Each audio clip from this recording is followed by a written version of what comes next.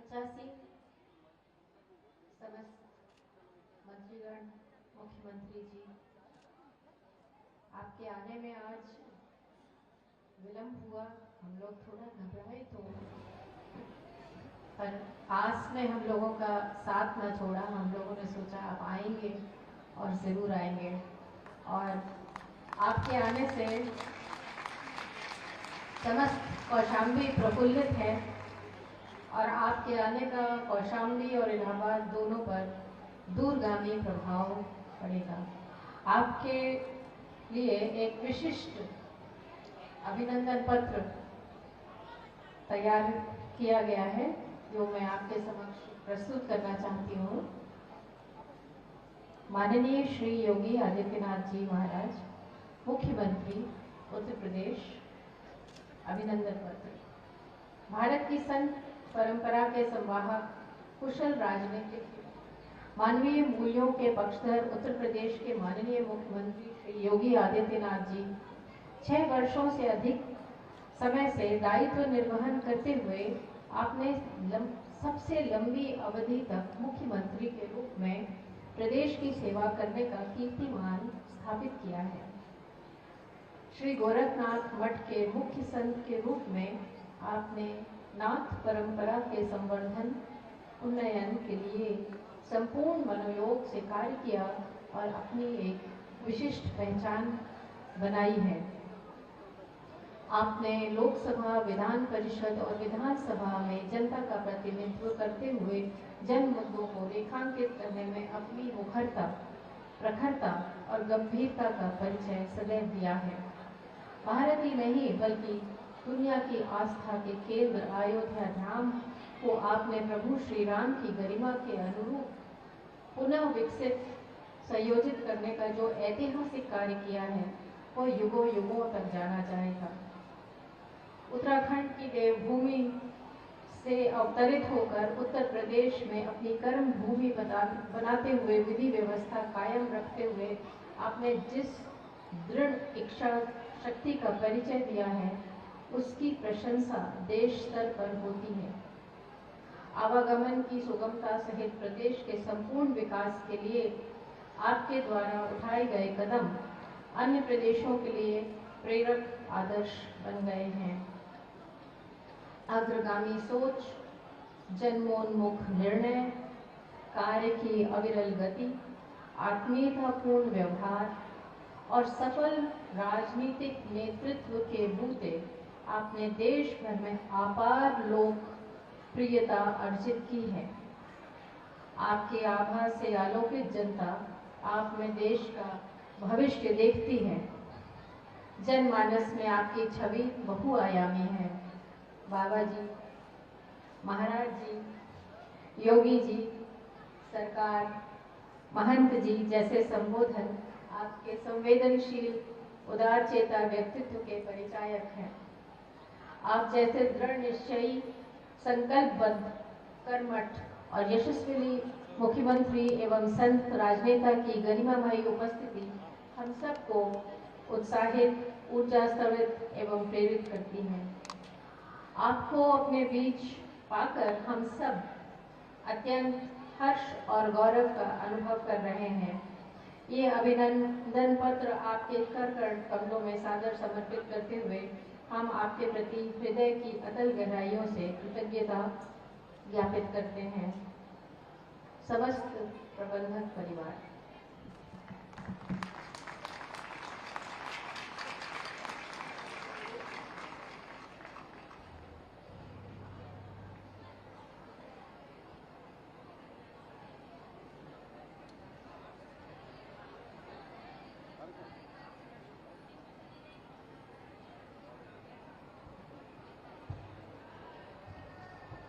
धन्यवाद।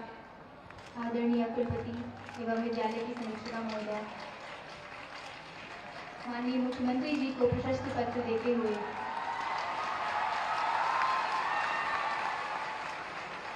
माननीय मुख्यमंत्री जी की उपस्थिति से आप में कितना हर्षोल्लास और उमंग है, ये आपकी तालियों से हम समझ सकते हैं।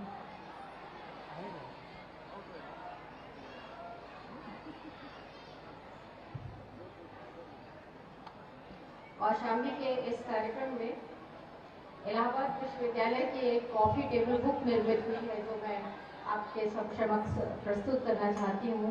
ये एक ऐतिहासिक किताब इलाहाबाद विश्वविद्यालय के इतिहास को समेटने का प्रथम प्रयास है।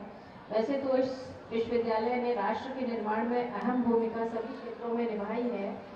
इलाहाबाद विश्वविद्यालय का राजनीतिक योगदान सर्वविदित है, परंतु इसकी 137 वर्ष की समृद्ध अकादमिक, साहित्यिक एवं आध्यात्मिक योगदान की समृद्ध परंपरा भी रही है। गुरुजी श्री रनाडे, श्री करतार सिंह बाबा, श्री महर्षि योगी जैसे अनेकों नाम इसी विश्वविद्यालय से जुड़े हैं। अनेकों साहित्यकारों की एक लंबी फहरिस्त है जो देश के साहित्य को निरंतर अभिसिंचित करती रही है। इसके बाह्य सौंदर्य के साथ इसके कोश में अंदरूनी खूबसूरती को भी समेटने का प्रयास किया गया है, जो इसको एक अनूठी पहल बनाता है। इस संदर्भ में एक कॉफी टेबल बुक मैं आपको इलाहाबाद विश्वविद्यालय की ओर से सप्रेम भेंट करना चाहती हूँ।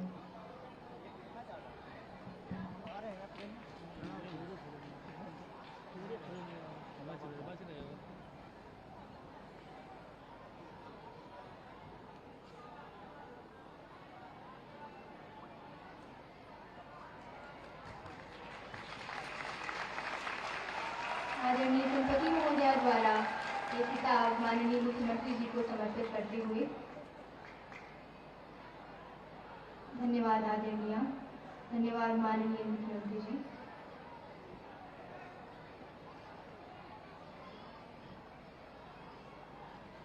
अब कार्यक्रम को आगे बढ़ाते हुए हम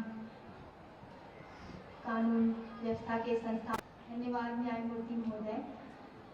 अब मैं अपने परम विशिष्ट अतिथि, परम आदरणीय माननीय मुख्यमंत्री महोदय से प्रार्थना करती हूँ कि वो मंच पर आएं और अपने अमृतमय वाणी से हमारे विद्यालय परिवार और समस्त शिक्षक और समस्त छात्र छात्राओं को अभिसंचित करें।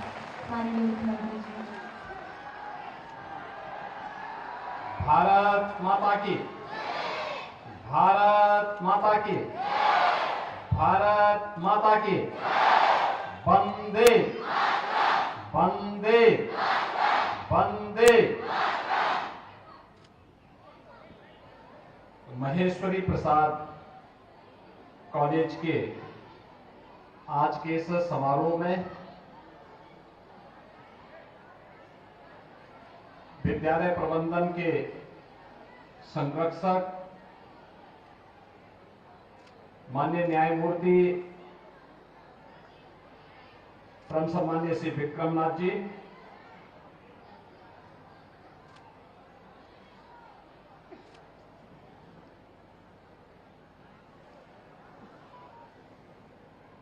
उत्तर प्रदेश सरकार में मेरे सहयोगी मंत्री श्री स्वतंत्र देव सिंह जी, माननीय कुलपति इलाहाबाद विश्वविद्यालय प्रयागराज प्रोफेसर संगीता श्रीवास्तव जी, माननीय सांसद श्री विनोद सोनकर जी, अध्यक्ष जिला पंचायत कौशाम्बी श्रीमती कल्पना सोनकर जी, प्रबंधक महेश्वरी प्रसाद इंटर कॉलेज श्री वत्सल नाथ जी, प्रधानाचार्य महेश्वरी प्रसाद इंटर कॉलेज श्री जितेंद्र नाथ जी। आज के इस समारोह में हमारे प्रशासन और पुलिस के सभी अधिकारीगण, विद्यालय के सभी अध्यापकगण, अभिभावकगण, अन्य सम्मानित जनप्रतिनिधिगण, पूर्व जनप्रतिनिधिगण और प्यारे बच्चों,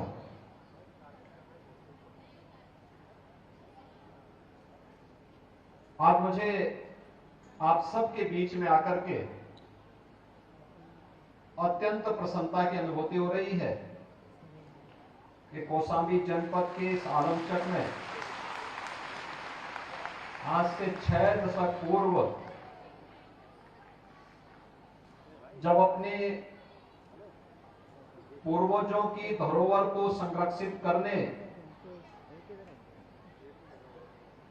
उस परंपरा को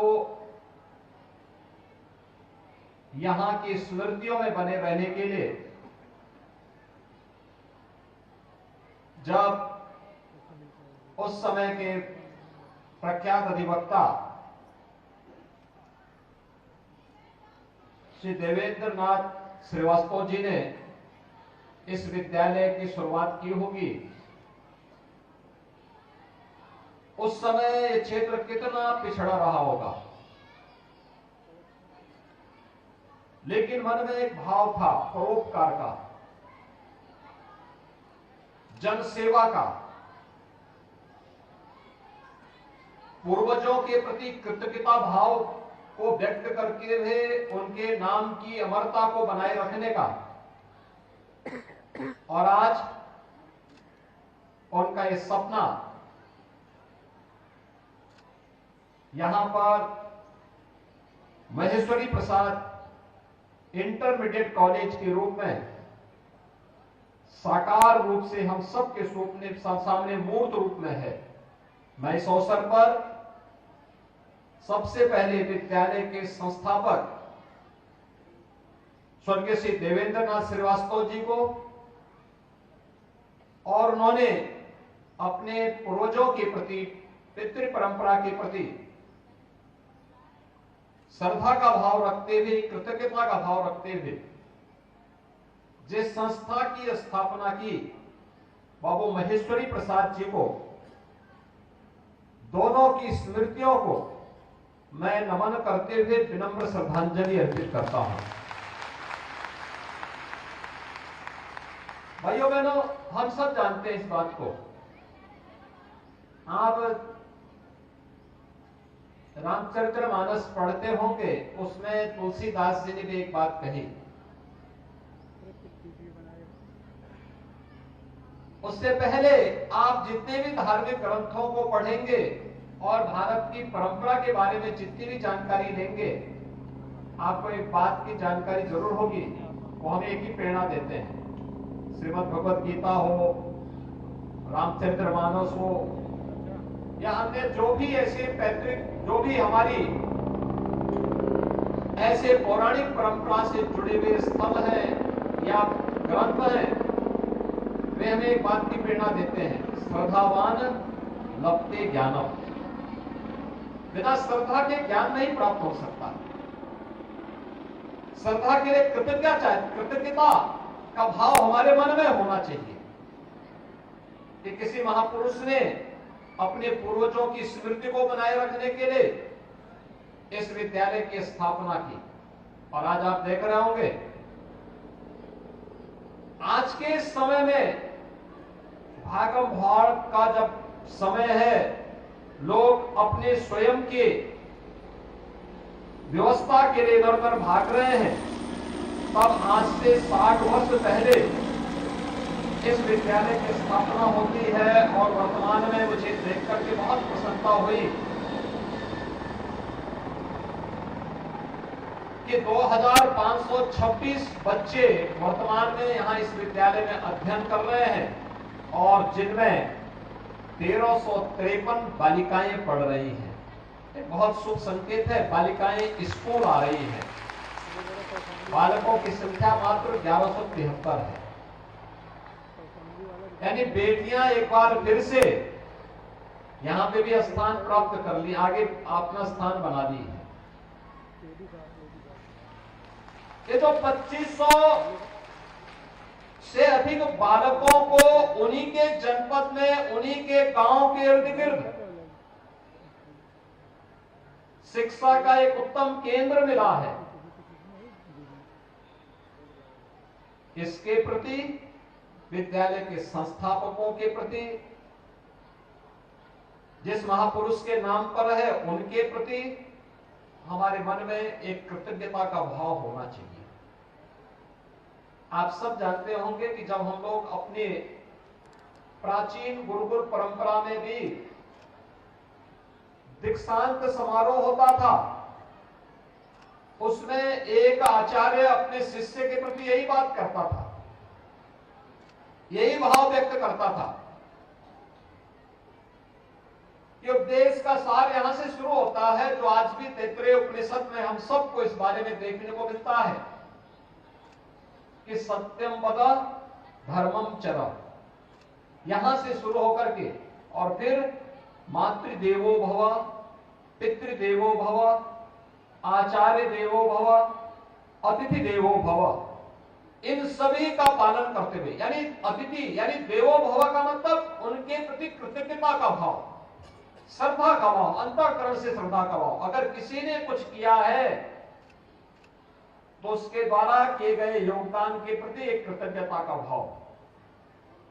पिछले 59 वर्षों में हजारों बच्चों ने यहां से शिक्षा अर्जित की होगी, वे ज्ञानवान बनकर के समाज में निकले होंगे, समाज में अलग अलग क्षेत्रों में वे अपनी सेवाएं दे रहे होंगे।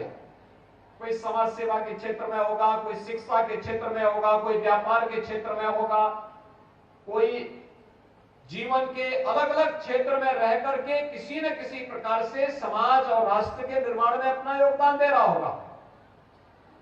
आज अगर वह कुछ कर पा रहा है तो उसके पीछे माँ बाप का संस्कार और माँ बाप के योगदान के साथ साथ इस विद्यालय का भी कंट्रीब्यूशन है, जिसने उन्हीं के घर में शिक्षा का एक केंद्र बनवा करके उन्हें यहाँ पे एक उत्तम केंद्र बनाने की प्रेरणा दी। और आज यहाँ पर बाबू महेश्वरी प्रसाद जी की स्मृति को ताजा रखते हुए यह इंटर कॉलेज अपने इस भव्य इमारत के साथ यहाँ पर 2500 से अधिक बच्चों को शिक्षा अर्जित करने के साथ साथ उनके ज्ञानार्जन का एक महत्वपूर्ण केंद्र बना हुआ है।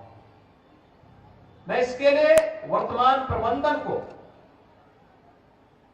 जिनमें देश की जानी मानी हस्ती हैं, उनका भी हृदय से अभिनंदन करता हूं कि वे लोग इतना रुचि लेते हैं। स्वयं न्यायमूर्ति श्री विक्रमनाथ जी दिल्ली से इस कार्यक्रम में भागीदार बनने के लिए यहां पर आए। कुलपति जी प्रोफेसर सविता श्रीवास्तव जी विश्वविद्यालय के अपने कार्यों से समय निकाल करके इस विद्यालय में आए। एक असामान्य सी बात है। ये विभूतियां अपने आप में लोगों के लिए प्रेरणा की केंद्र है, लोगों के लिए उनका व्यक्तित्व प्रेरणादायी बनता है। हजारों लाखों युवाओं को उससे आगे बढ़ने की एक नई प्रेरणा प्राप्त होती है। और आप सौभाग्यशाली हैं कि आपके यहां एक अभिभावक के रूप में वे आपके बीच में बैठ करके एक सामान्य नागरिक के रूप में आपके साथ आज बातचीत कर रहे हैं। आपको देखना चाहिए कि कैसे बड़ा व्यक्ति कोई अचानक नहीं होता है। आप ही के बीच में परिश्रम करके व्यक्ति पूरी लगन से, पूरी निष्ठा से जब व्यक्ति कार्य करता है तो बड़ी से बड़ी मंजिल प्राप्त कर सकता है, अवश्य प्राप्त कर सकता है। और यह विद्यालय के प्रबंधन उसका एक उदाहरण आप सबके सामने है। यह विद्यालय जिस क्षेत्र में स्थित है वहां की आवश्यकता को ध्यान में रखते हुए सचमुच जो ज्ञापन मुझे प्राप्त हुआ है, मैं ज्ञापन को पढ़ देखूंगा, लेकिन बहुत सारी चीजें हैं जिसके लिए सरकार वर्तमान में कार्य कर रही है, जिस पर हम सबको मिलकर के सामूहिक प्रयास करना होगा। निजी क्षेत्र का बड़ा योगदान है। अगर बाबू देवेंद्र नाथ श्रीवास्तव जी जैसे विभूतियों ने उस कालखंड में इन शिक्षण केंद्रों की स्थापना नहीं की होती, क्या होता? जगह जगह जो विद्यालय बने, शिक्षा के केंद्र बने, ये केंद्र समाज के कंट्रीब्यूशन से लोगों ने अपनी प्रॉपर्टी दे करके, अपनी संपत्ति लगा करके, अपने पूर्वजों की कीर्ति को बनाए रखने के लिए, समाज का मार्गदर्शन करने के लिए, हमारी आने वाली पीढ़ी समाज और राष्ट्र के लिए कुछ योगदान दे पाएगी, इसके लिए उनके द्वारा एक प्रयास प्रारंभ हुआ। आज उसका परिणाम है कि निजी क्षेत्र का कंट्रीब्यूशन के सहयोग से ही आज जब हम शिक्षा की व्यवस्था को देखते हैं, एक बहुत बड़ा योगदान है जिसके कारण आज शिक्षा की व्यवस्था में हम लोग कहीं टिक पाते हैं। याद रखना, जब भी समाज आगे होता है और सरकार पीछे होती है तो समाज प्रगति के नित नए प्रतिमान स्थापित करता है। जब सरकार आगे होती है और समाज पीछे होता है तो समाज स्वावलंबन और आत्मनिर्भरता के लक्ष्य को नहीं प्राप्त कर सकता। इसलिए समाज आगे था तो यह देश विश्व गुरु के रूप में स्थापित हुआ। जब हमने समाज को पीछे कर दिया, परिणाम क्या था? यह देश पिछड़ता गया। आज एक शुभ लक्षण हमें दिखाई देते हैं, समाज जागरूक हो चुका है, आगे बढ़ने के लिए प्रेरित हो चुका है। उसके परिणाम हम सबके सामने देखने को मिलेंगे और उसी भाव के साथ आज सरकार कार्य कर रही है। खासतौर पर यहां पर जितनी बड़ी संख्या छात्र छात्राओं की है, उस दिशा में एक नए प्रयास को आगे बढ़ाने के लिए, क्योंकि पहले विद्यालयों के पास आय के स्रोत हुआ करते थे, आज वो स्रोत भी नहीं। तो सरकार ने तय किया है प्रोजेक्ट अलंकार के तहत कोई भी विद्यालय जो सरकार के द्वारा वित्त पोषित है या सरकारी विद्यालय है, उन सभी विद्यालयों के हमने एक व्यवस्था दी है। इस व्यवस्था के अंतर्गत भवन निर्माण के लिए सरकार उसमें सहयोग कर रही है, जिसमें हमारा कहना है कि आप 75% पैसा सरकार देगी, 75 से 90% पैसा सरकार दे रही है और 10 से 25% के बीच प्रबंधन को जन सेवकता CSR से लेकर के उसमें अपना कंट्रीब्यूशन देना है। भव्य भवन, अच्छे भवन बन सकते हैं। दूसरा, हमें आज कुछ नई चीजों को अपनाना पड़ेगा। याद रखना बच्चों, आप यहां पे अध्ययन कर रहे हैं, सामान्य पाठ्यक्रम के साथ साथ लाइब्रेरी जाने का अभ्यास जरूर करें, अखबारों को जरूर देखें, पुस्तकालयों में नई नई पुस्तकों को, जिससे आपका ज्ञानार्जन होगा, आपको आगे बढ़ने के लिए एक नई प्रेरणा प्राप्त होगी, सफलतम कहानियों को देखने सुनने का एक अवसर प्राप्त होगा और फिर धीरे धीरे करके उसको डिजिटल लाइब्रेरी के रूप में स्थापित करना है। खर्चा बहुत नहीं है, सरकार उसमें सहयोग कर रही है, विद्यालय को केवल पहल करके उसको नेतृत्व दे देना है और सरकार इसमें पूरा सहयोग कर रही है। मुझे प्रसन्नता है कि प्रोजेक्ट अलंकार में बाबू महेश्वरी प्रसाद इंटरमीडिएट कॉलेज भी चयन हुआ है और सरकार इसके लिए धनराशि इसके लिए उपलब्ध करवा रही है, जिससे यहाँ पर इस भवन को और अच्छा बनाने में, इसमें अन्य नए क्लासरूम बनाने में, नई लैब्स बनाने में, लाइब्रेरी बनाने में और भी अन्य चीजें यहाँ जन सुविधाओं को उपलब्ध करवाने में, उससे उस धनराशि का उपयोग विद्यालय के लिए हो पाएगा। इसके अलावा यहाँ पर अभी जो न्यायमूर्ति श्री विक्रमनाथ जी ने कुछ बातें कही, खासतौर पर यहाँ पर बालिकाओं की शिक्षा के लिए मैं जिलाधिकारी से कहूंगा कि वे एक अच्छा प्रस्ताव बना करके दें, जिससे यहाँ के बच्चों की उच्च शिक्षा के लिए भी एक उत्तम केंद्र हम यहाँ पर दे पाएंगे और मार्गदर्शन स्वयं प्रोफेसर संगीता श्रीवास्तव जी स्वयं कुलपति है, तो कुलपति के रूप में उनका मार्गदर्शन, उनके मार्गदर्शन में जो महाविद्यालय बने वह इस क्षेत्र की उच्च शिक्षा की आवश्यकता की पूर्ति करेगा। इसके अलावा हम सबको एक बात को और ध्यान रखना होगा। देखिए, वर्तमान में एक नया अवसर आया है, प्रधानमंत्री मोदी जी ने एक अवसर दिया है राष्ट्रीय शिक्षा नीति के माध्यम से हमें आगे बढ़ने के लिए। एक काम, हमें बच्चों को शिक्षा से, उसके पाठ्यक्रम से तो अवगत कराना ही है, लेकिन अभी से उसको कुछ नए कार्यक्रमों के साथ भी जोड़ना पड़ेगा। स्किल डेवलपमेंट के ऐसे कौन से प्रोग्राम हो सकते हैं जिनमें वे बच्चे पारंगत हो और पारंगत होकर के फिर उन्हें आगे बढ़ने के लिए एक नया मंच मिल सके। इस पर हमें अभी से प्रयास करना होगा, जिसमें हमने पहले ही सरकार ने 2-3 प्रोग्राम आगे बढ़ाए हैं। एक 1 डिस्ट्रिक्ट 1 प्रोडक्ट में, जिले के अंदर कौन से ऐसी विशिष्ट उत्पाद है जिसमें रोजगार सृजन की अनंत संभावनाएं हैं, उसमें नयापन हम क्या दे सकते हैं, इसका शोध का, इनोवेशन का केंद्र हमारे विद्यालयों को बनना पड़ेगा। दूसरा, विश्वकर्मा श्रम सम्मान या पीएम विश्वकर्मा योजना, परंपरागत हस्तशिल्पी और कारीगरों के प्रशिक्षण के लिए भी हम लोग एक नए अभिनव प्रयोग को आगे बढ़ा सकते हैं। सरकार इसमें भी अच्छा सपोर्ट कर रही है। एक पक्ष यह विद्यालय का आना चाहिए, यह राष्ट्रीय शिक्षा नीति में आपको पारंगत कर देगा, और दूसरा है स्पोर्ट्स का, खेलो इंडिया खेलो। आपने देखा होगा कि भारत ने पिछले 9 वर्ष में खेल के क्षेत्र में कुछ नए प्रतिमान गढ़े हैं, विकास की एक नई दौड़ में आगे बढ़ा है। आज हमारे खिलाड़ी ओलंपिक में जाते हैं, एशियन गेम्स में जाते हैं, वहां पर हमारे खिलाड़ी अच्छा प्रदर्शन कर रहे हैं। अब तक के ओलंपिक में सबसे अच्छा प्रदर्शन भारतीय खिलाड़ियों का रहा है, और एशियन गेम्स में भी पहली बार भारत के खिलाड़ियों को 100 से ज्यादा पदक प्राप्त हुए। यह हमारे नए सामर्थ्य को व्यक्त करता है। हमें स्पोर्ट्स की गतिविधियों को भी आगे बढ़ाना होगा। पढ़ाई लिखाई के साथ साथ अन्य उन कार्यक्रमों को जो आपको परंपरागत हस्तशिल्प के साथ, परंपरागत उत्पादों के साथ जोड़ने में तो मदद करेगा ही, लेकिन खेलकूद की गतिविधियों के साथ भी जुड़ना। याद रखना, भारतीय मनीषा ने एक बात कही थी, शरीर माध्यम खलु धर्म साधनों, यानी जितने भी हमारे साधन हैं वे सभी स्वस्थ शरीर में ही संभव हो पाएंगे।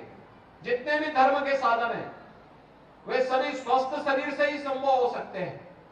इसलिए अपने शरीर को शारीरिक और मानसिक रूप से स्वस्थ रखना, अपने आप को, यह आपके लिए अत्यंत महत्वपूर्ण होगा।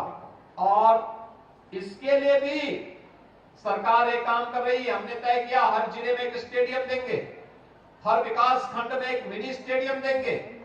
स्पोर्ट्स की गतिविधियों को आगे बढ़ाने के लिए हर ग्राम पंचायत में खेल का मैदान देंगे, ओपन जिम का निर्माण करेंगे। युवक मंगल दल और महिला मंगल दल को स्पोर्ट्स किट उपलब्ध करवाया जा रहा है। इन चीजों के साथ स्कूल को भी जोड़ना पड़ेगा, कॉलेजेस को भी जोड़ना पड़ेगा, शिक्षण संस्थानों को भी जोड़ना पड़ेगा। खेलकूद की गतिविधियों, सांस्कृतिक गतिविधियों को भी एक मंच देना पड़ेगा। आपने देखा होगा यहाँ पे भी जो सांस्कृतिक कार्यक्रम यहां पर हुए हैं, चाहे वह स्वागत गीत रहा हो, राष्ट्रगीत वंदे मातरम रहा हो, कौशाम्बी की परंपरा से लेकर के जो गीत यहां पर गाया है बालिकाओं ने, कितने अच्छे भाव के साथ गाया और कितनी अच्छी उनकी ट्रेनिंग थी।